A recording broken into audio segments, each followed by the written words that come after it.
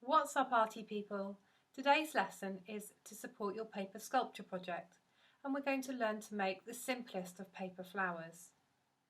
Paper flowers can be a fantastic way to explore organic forms. Of course, you don't have to just stick to flowers, you could take it much further. There's so much to explore in the world of nature.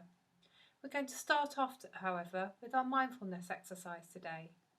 We're going to use the 5, 4, 3, 2, 1 technique. I want you to, in a moment, pause this video and think of and say out loud 5 things you can see, 4 things you can feel, 3 things you can hear, 2 smells that you like, and 1 positive thing. So, for example, I can see curtains, a laptop, a sketchbook, a window, and the door. I can feel my glasses on my face, my hands in my lap, and so on. So pause the video and do your short mindfulness exercise. Right, now you've done that, let me talk to you a little bit about 2 artists. Tsai and Yoshikawa are a London-based artist collaboration who use fabric, perspex, wetsuit material, paper, even sometimes glass to create enormous installations of flowers.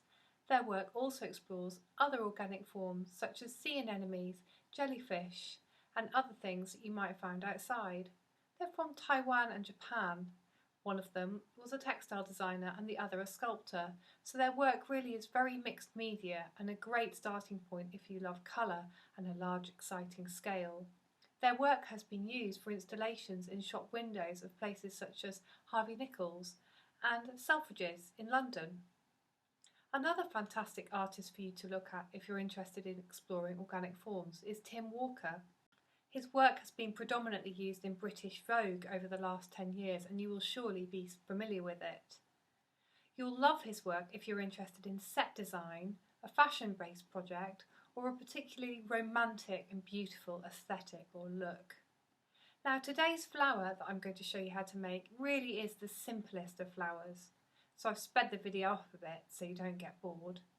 However, if you're interested in looking at the work of Tsai and Yoshikawa, you could explore this paper form in other materials such as thick plastic, i.e. plastic bottles, or thin plastic, i.e. plastic bags. If you're interested in working from Walker, whose work I'll show you next, you might want to stick to paper and think about really going big. The internet is full of hundreds of tutorials and videos on how to make paper flowers and other paper forms, so I do hope you enjoy experimenting with this one simple flower and that you then go on to develop new ways of making flowers which you can show me.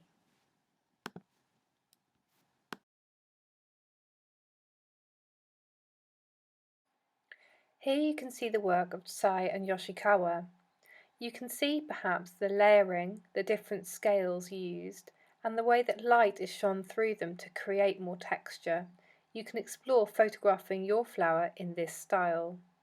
Here you can see some of the work of Tim Walker.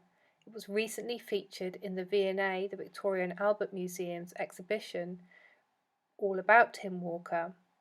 You can see in this image that he's created a whole world using paper flowers and found statuary. The trees are clearly outsized, the snail is climbing the wall, the flowers are absolutely enormous, and the whole image is held together with a delicate pastel aesthetic. There are varying textures in the room, the moss on the floor, the moisture on the walls, all contribute to a real sense of time and place. This is a great example of Walker's beautiful and highly skilled aesthetic at developing sets and stages for his amazing fashion photography.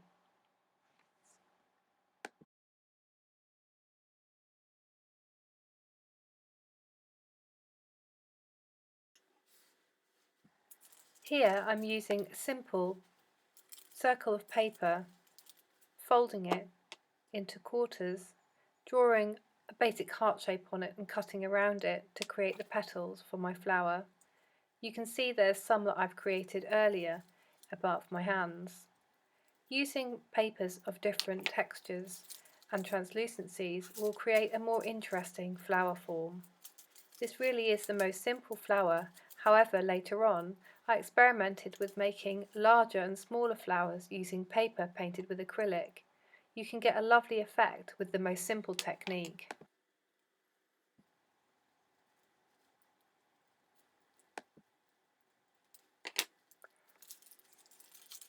The smaller you fold your circle, i.e. 8ths or 16ths rather than quarters, the more bumps and shapes you'll get on your petals. You can glue your flower together with a glue stick, hot glue gun if you have one, or you can even stitch your flower together with a needle and thread. Using a needle and thread will give you the opportunity to string your flowers together in a garland. These flower sculptures could be made into headdresses, flower wall backdrops, or even flower garments. Why not? Here I've made a small centre for my flower using a rolled up piece of tracing paper. By gluing and rolling the tracing paper, I'm able to then cut down into the tube that I've created, pulling sections out to create a frond-like form. This works really well with plastic bottles, which are obviously already in the correct cylindrical shape, and will link beautifully to the work of Tsai and Yoshikawa if you're interested in working in their style.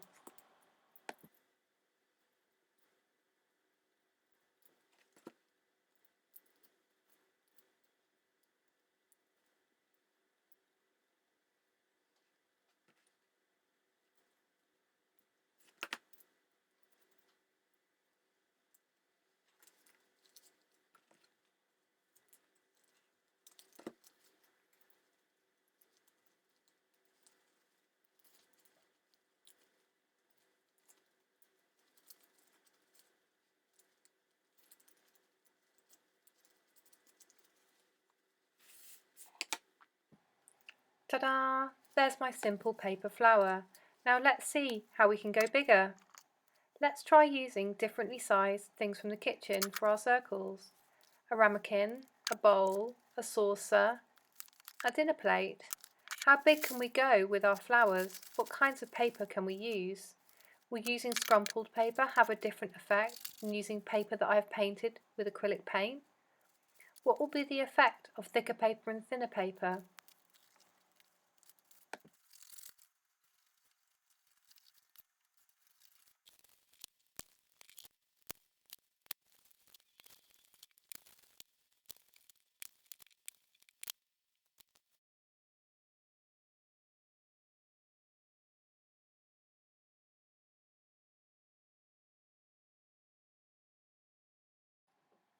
Now I've experimented with texture and scale, I've stitched my flower together to make it a bit stronger. I could even go bigger than this. Imagine the effect of enormous flowers. Look at the final photographs of the flowers. There's so much to work back from, and I made them so quickly. I'm really excited to see what you create when you do your own research into Tim Walker or Tsai and Yoshikawa and make your own paper flower sculptures. Well done!